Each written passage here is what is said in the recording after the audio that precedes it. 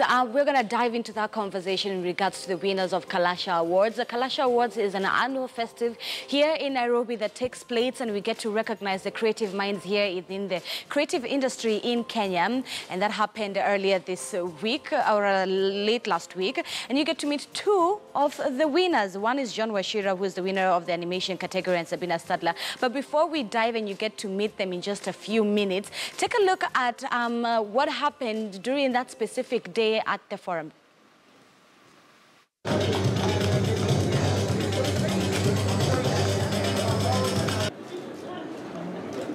Girl power! Thank you so much, KFC, for this, the judges, for believing in our project. You know, okay, the money is a plus because it will help us do the first stage before the station gives us money. But again, it's money that will still come back to the production. It's just like we're investing it as we wait money from the station. So once the station pays us, we'll still have that profit which we had not planned of 500,000, which we can put in other projects that we're trying to pitch, you know, into our production to shoot even something else amazing. So yes, and we are very happy that we won the film category. Yes. We're so excited. Yeah. We didn't expect it, but we were very confident that we'd win. So basically, yes, our story is, it's a story about a vigilante group consisting of millennials that try and reform the political scene in our country, because with everything happening in our country, so they're just crazy, a bunch of crazy kids who feel like they can do something. I think it's a really good platform, and I think it's a really good forum for filmmakers and animators to come together. So I feel like we should do this a lot more often, because you know there are many underground guys, and this is the chance to come together and get out there. Well, I think everyone here is blown away by what we managed to deliver. Fantastic. We trebled the number of exhibitors from our last show, and we sold out exhibitors. So next year, guys, get in early because you might miss it like this year. Participants, amazing participants, workshops, conferences. I think we had over 20 different speakers from around the world: Argentina, India, UK, France, South Africa. I don't think there's anybody who's come here not benefited already. All right, so I want you to meet John Wachira. He was the winner for the animation category that had close to 23 people who had pitched for that specific session. Here is a look at his film. It's underneath, so have a look at it. What if dreams came true? Not the hopes and ambitions you have, but the visions you experience when you're asleep. My name is John, and this is Underneath.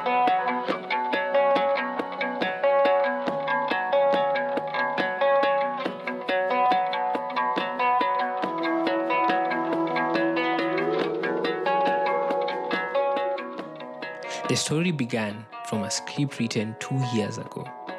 Over time, it evolved into a tale better suited for animation. I had not touched 3D software in 4 years, and by then I had absolutely no experience in 2D animation. But I bit the bullet, got a friend called Vicky involved, and relearned the skills I had long forgotten.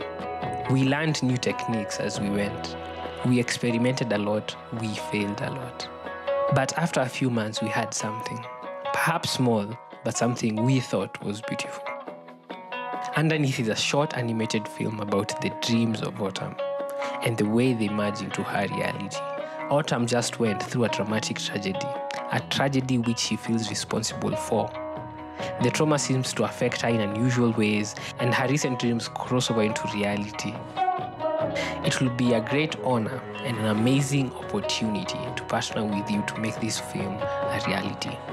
Underneath is a small-scale production created by 2 passionate young Kenyans, and we need funding to pay for production costs, for software licenses, voice-over studio recording, music, and rendering costs. By funding us, therefore, you're a big part in creating this unique and beautiful story. Thanks in advance for your interest, time, and investment in us and in our animated short film. First of all, John, who is such a creative mind behind that, refuses to watch his film on air. John, why are you so shy? That was fantastic. That is beautiful work. Thanks. Why were you so shy? I'm a shy person. You're not used to it? Yes. All right, take a look at Sabina's work. Sabina's work, she got to win the Winner TV category, and this is her film, Kio.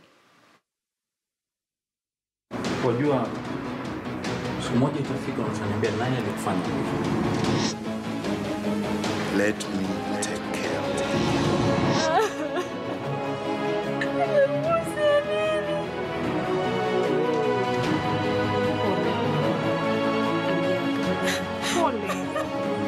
Nimesikia wamekuja huko kwa parking. Henry na Bella. Kwani bibi naye ngoja tuwashemshe.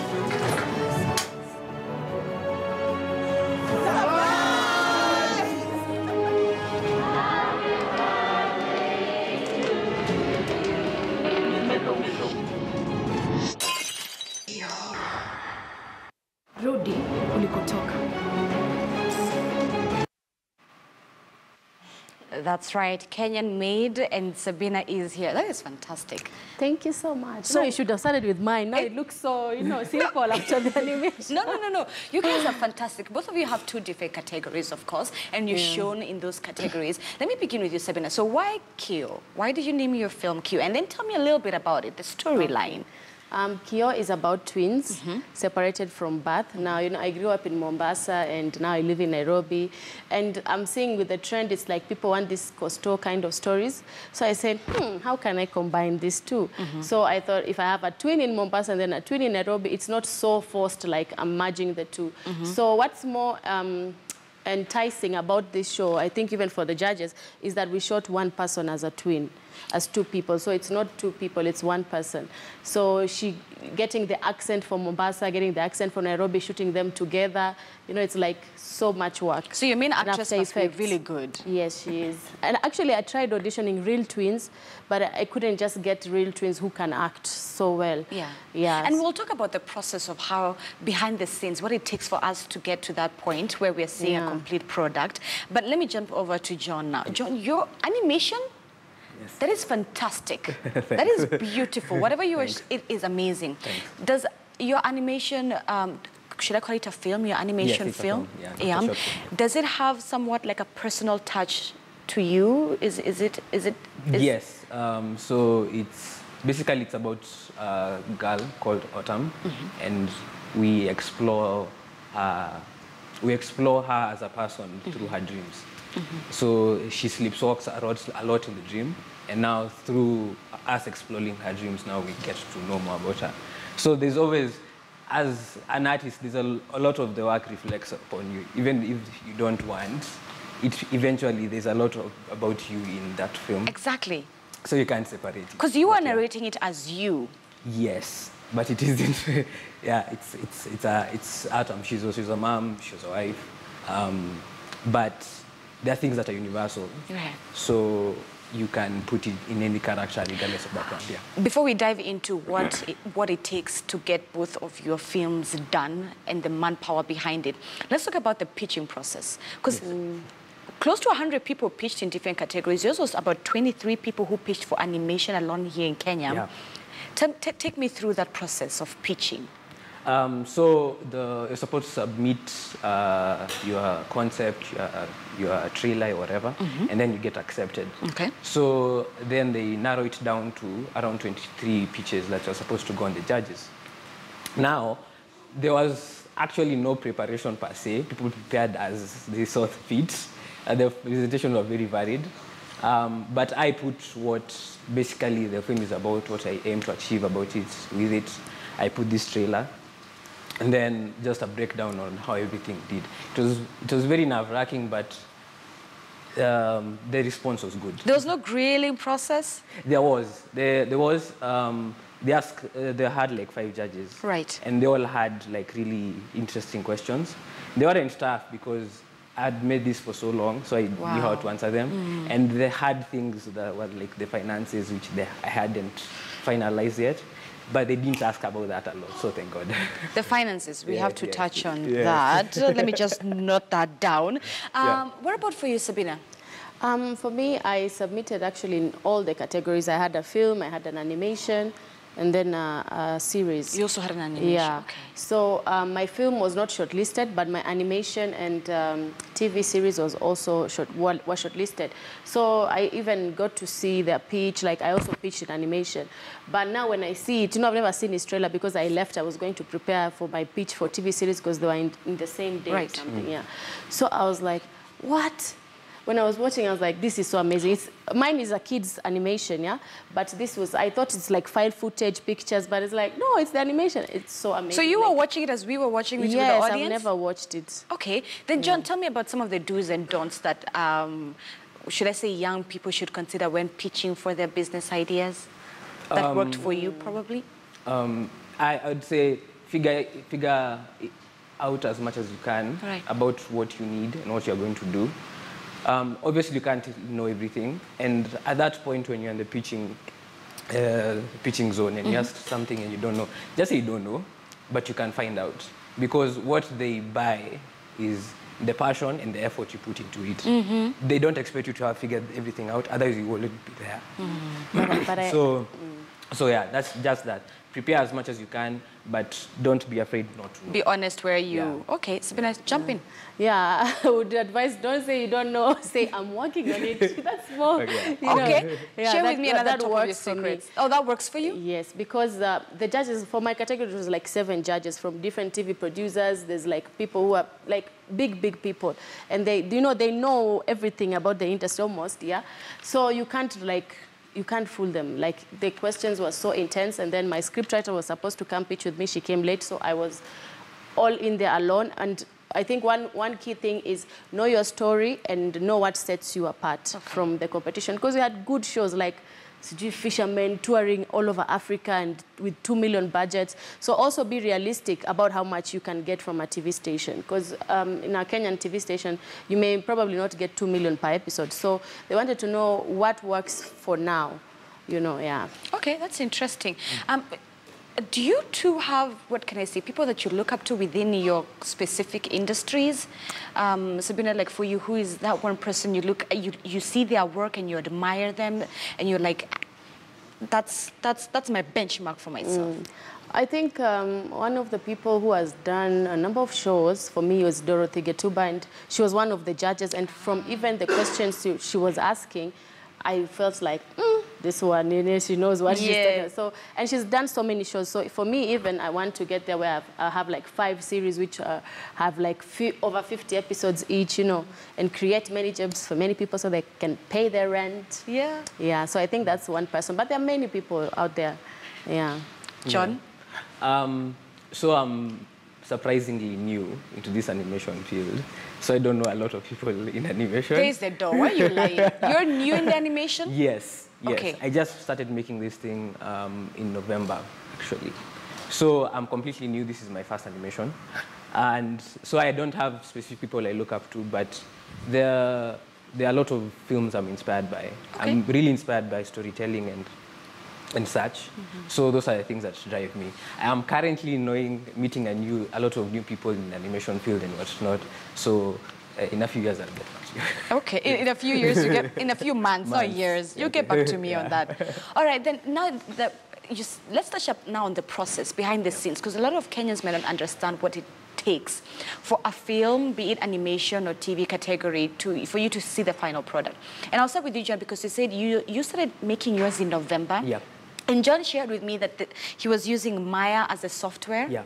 Okay, now take me through that process. Take me through the process. Take me how your day-to-day was back in November. Back in November. So then I was working an 8 to 5 job. So I worked on the animation after I got from work, when I got home. Now that's passion. Yes. Now that's passion. Yeah, it started as a personal project, something just I wanted to do. Yeah. Not because of anything more than just me and my reasons. So I was just making it and making it. I used Maya. It's fairly common software. People in animation know it. So I was using it, and I tried to make it the best I can for for like things that can be accepted internationally with international standards. Right. So I really took my time. Like on the character model for the girl alone, I think I took like well over 3 months just to finish her, yeah? And even the African natural hair, it's really tricky because there isn't a lot of like guides for African things online, so I kind of had to figure it out on my own. So yeah, it took a long time, but I knew it would take a long time. I wasn't impatient. I took my time. I did things the best I could, and when now Kalasha came through, I prepared whatever I had at that point. That's what you saw on TV. Obviously, it's still going on. Things have improved. And yeah, hopefully when I get to France, which we'll talk about. Yeah, we have to yes, touch on that. I'll present something even more polished than what I presented here. All right. But do you have experience in animation, or come November is when you are learning from scratch? So I had like some visual effects and graphic, motion graphic experience. Okay. Yeah, in 3D, in the 3D scene. But like an animation, like someone acting, moving in an environment, no, I hadn't. So there's a lot of things I learned from scratch. There's still a lot of things I'm learning now. Yeah. Okay, Sabina, now let me jump to you. Take me through your process. Okay, shooting a pilot, because that's what we call it, the first episode, you know, you're shooting to try and show the KTNs and then they decide if they want the show. So most of it is usually zero budget, so it takes like talking to people, let's do this, because you know, if you have that good relationship with your team, like these are people I've worked with on other movies, series I've worked on, and my crew is usually mostly the same people. So it's like, let's do this, we get the show, you know, it's a lot of work also because you don't have money at that time. And so you shoot, and then the editing, and then sound, it's just so crazy.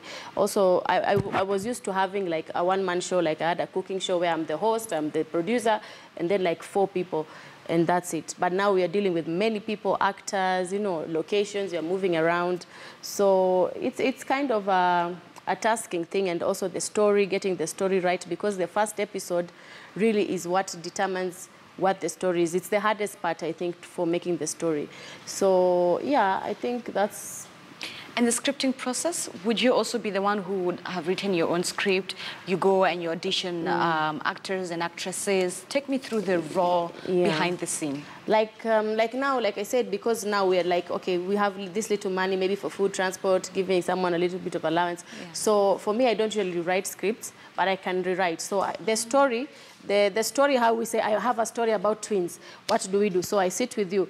Then I say, okay, this twin, I want her to be like this, like this. Then we decide, okay, scene 1, what's the twin doing? Maybe she's walking up, she's looking at the beach in Mombasa, something like that. So we decide together what is she going to say. So the scriptwriter in this scenario mostly gave a little bit of the direction and the dialogue.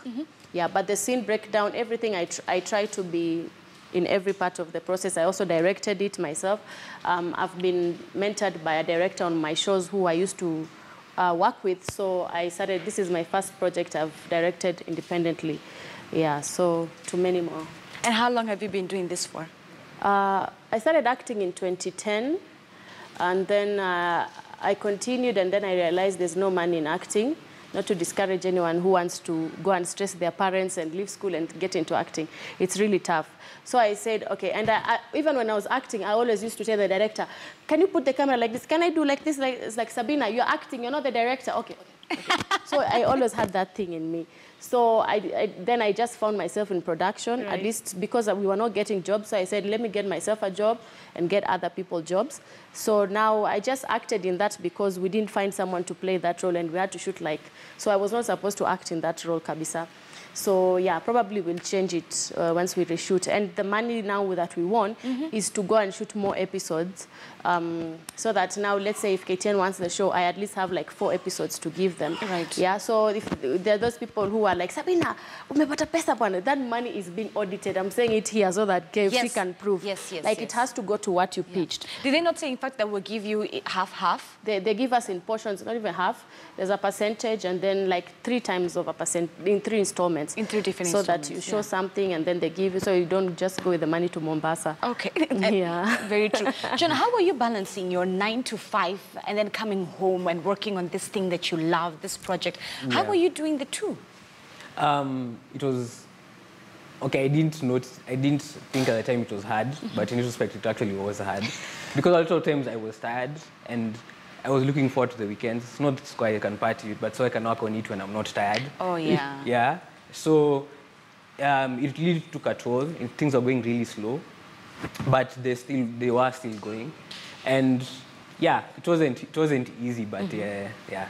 But it was you the only did way it. I could get it done because at that point I needed to make money. Yeah. Do you have your team of your own, or for you it's still at that growing process where you're still scouting for people to bring in? But right now you're still a one-man show? Yeah, it started as a one-man show. Then I got a friend called Vicky involved, Victoria Maimba, and now we were working together. At some point, her machine was stolen, so I get back to being alone. But I'm currently still, I want to keep it small scale. I don't want to be too complicated.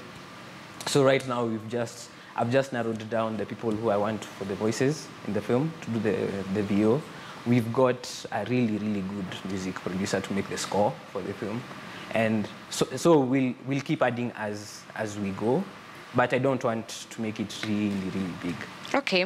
Yeah. The thing is, you guys have already touched on finances, and it's a big issue within the creative film industry. You said when you were pitching, they asked you a few of the financial questions which you weren't able to understand and so forth. Point for me a bit of the few financial challenges that you are facing, especially now that you are new into this industry of animation. Yeah. I had prepared some financial presentation, even a pie chart, just in case they had questions. But when they got into the details of how exactly each penny would go, I wasn't sure on that because animation isn't like a typical show. Okay. The costs vary and they go to randomly different things. A lot of software things, a lot of rendering things. Something that will be different from what Sabina would for example, because you have like pre-production, the one I'm used to, which is almost like hers, is you just have location, you have people to pay, the cast, the crew, the equipment, it's all defined. So it's easy to tell what you might need. In animation, until you start completely, you're not sure. Okay. You can estimate. But Sabina, you could estimate a little bit. Yeah. Okay. Sabina, you say that for this specific one, you're working on a zero budget. How is that possible? Weren't you able, you weren't paying, for example, your team? Take me through that. Like, you see, like I said, the people I've worked with before, they also want to be on air. They also want to work. So it's like, okay, we don't have jobs. Let's all take, because an episode just for like this one, we took like 1.5 days to shoot. Right. So it's like, John, are you available on Monday? Can we do this? I just need your Monday. And then, of course, when we get the contract, I now sign a contract with them and say, this is how much we'll pay you. Because I can't give you a contract, I don't know how much the station will pay me and all that. And that's why I think, like, for his animation, it's so beautiful. Like, is it because that guy almost looks like me? I don't know.